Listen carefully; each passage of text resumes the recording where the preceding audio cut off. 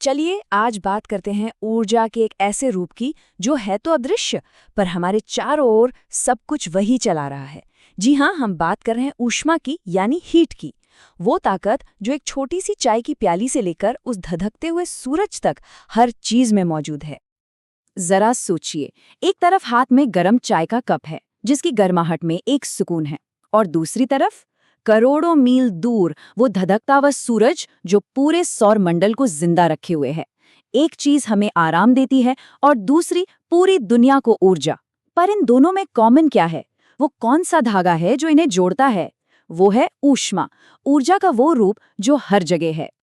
तो ऊष्मा को, हीट को अगर सही मायनों में समझना है तो हमें इसके दो सबसे करीबी दोस्तों को जानना होगा, ऊष्मा और तापमान, मतलब हीट एंड टेम्परेचर। अक्सर हम इन दोनों शब्दों को एक ही मान लेते हैं, है ना? पर सच तो ये है कि इनके बीच एक बहुत ही दिलचस्प और जरूरी फर्क है। अच्छा, इसे ऐसे समझते हैं। ऊष्मा यानी हीट का मतलब है किसी भी चीज के अंदर मौजूद सारे के सारे कणों की कुल ऊर्जा। ये समझिए कि ये एक टोटल एनर्जी का पैकेज है। वहीं दूसरी तरफ तापमान यानी टेम्परेचर ये बताता है कि वो ऊर्जा कितनी तेज है, कितनी इंटेंस है, मतलब गर्माहट का लेवल क्या है। इसीलिए मजे की बात यह है कि एक ठंडे पानी के बड़े से तालाब में एक कप उबलते पानी से कहीं ज्यादा ऊष्मा हो सकती है। क्यों? क्योंकि तालाब में पानी के अणु अरबों खरबों में है, लेकिन उस एक कप का तापमान, टेम्परेचर कहीं कहीं ज्यादा होगा। अब ऊष्मा की एक बहुत ही बुनियादी, कह सकते हैं एक आदत है। ये कभी एक जगह टिकती ही नहीं, ये हमेशा एक सफर पर रहती है, और इसका रास्ता भी फिक्स है, हमेशा ज्यादा गर्म जगह से कम गर्म जगह की ओर। और यह सफर तब तक चलता रहता है जब तक दोनों जगहों का तापमान एक बराबर ना हो जाए। तो सवाल ये उठता है कि ऊष्मा ये अपना सफर तय कैसे करती है? भाई, इसके लिए इसके पास एक से दूसरी जगह जाने के 3 बड़े ही अनोखे रास्ते हैं। चलिए एक एक करके इन रास्तों की पड़ताल करते हैं। ऊष्मा के सफर करने के ये 3 मुख्य तरीके हैं: चालन यानी कंडक्शन, संवहन यानी कन्वेक्शन और विकिरण यानी रेडिएशन। हर तरीका अपने आप में खास है और अलग-अलग सिचुएशन में काम आता है। तो पहला रास्ता है चालन यानी कंडक्शन। इसे ना छोटे छोटे कणों का डोमिनो इफेक्ट समझ सकते हैं। होता क्या है कि जब किसी ठोस चीज का एक सिरा गर्म होता है तो उसके कण तेजी से कांपने लगते हैं और अपनी ये एनर्जी अपने पड़ोसी कण को पास कर देते हैं, फिर वो अपने पड़ोसी को, और ये सिलसिला चलता रहता है। इस तरह ऊर्जा एक सिरे से दूसरे सिरे तक पहुंच जाती है। जबकि मजे की बात यह है कि कण अपनी जगह से हिलते भी नहीं हैं, और ये हम सब रोज महसूस करते हैं। गरम चाय में चम्मच डालिए, थोड़ी देर में उसका हैंडल भी गर्म हो जाता है, या फिर गैस पर रखे पैन का हैंडल। ये सब चालन का ही कमाल है, जहां ऊष्मा सीधे कांटेक्ट के जरिए एक जगह से दूसरी जगह पहुंच रही है।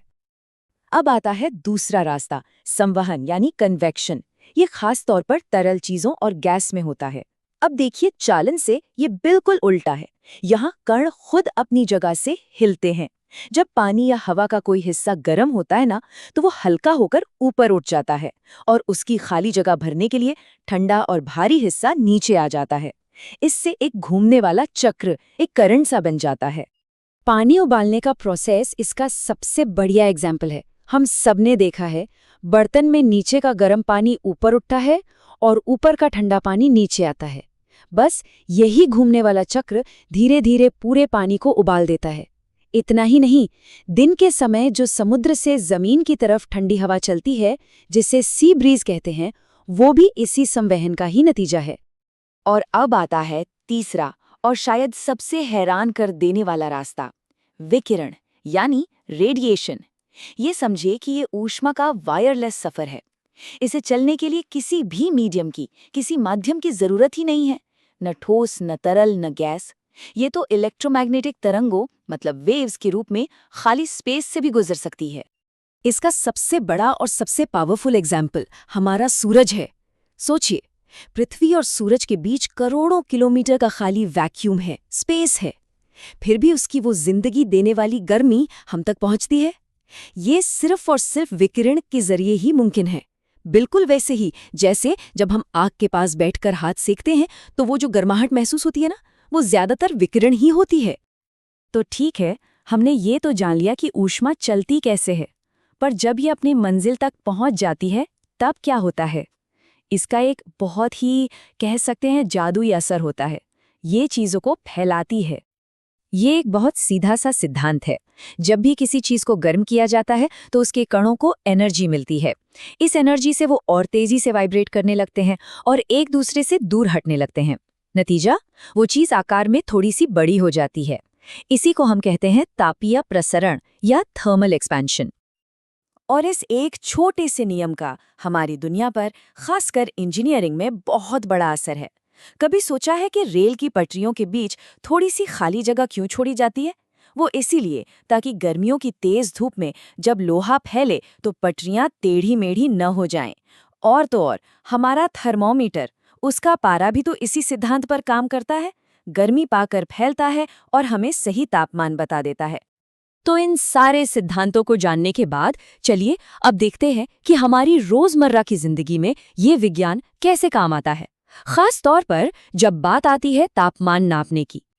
तो चलिए एक छोटी सी दिमागी कसरत करते हैं। मान लीजिए आज का तापमान है 25 डिग्री सेल्सियस, तो क्या आप इसे फ़ारेनहाइट में बदल सकते हैं? इसके लिए एक बहुत ही सिंपल सा फॉर्मूला है। आपको बस सेल्सियस को 9/5 से गुणा करना है और जो भी आए उसमें 32 जोड़ देना है। तो जब हम 25 को इस फॉर्मूले में रखते हैं तो जवाब आता है 77 डिग्री फ़ारेनहाइट। देखा, विज्ञान के यही नियम हमें दुनिया को अलग अलग नजरियों और पैमानों से समझने की ताकत देते हैं। तो चलिए इस पूरी बातचीत को एक सवाल के साथ खत्म करते हैं। अगली बार जब भी कभी आग या हीटर के पास बैठें और उस गर्माहट को महसूस करें तो एक पल के लिए जरूर सोचिएगा कि ये गर्मी आप तक किस रास्ते से पहुंची, चालन से, संवहन से या विकिरण से, या फिर शायद तीनों के मिले-जुले सफर से। विज्ञान हमारे चारों तरफ है, बस हमें उसे पहचानने वाली नजर चाहिए।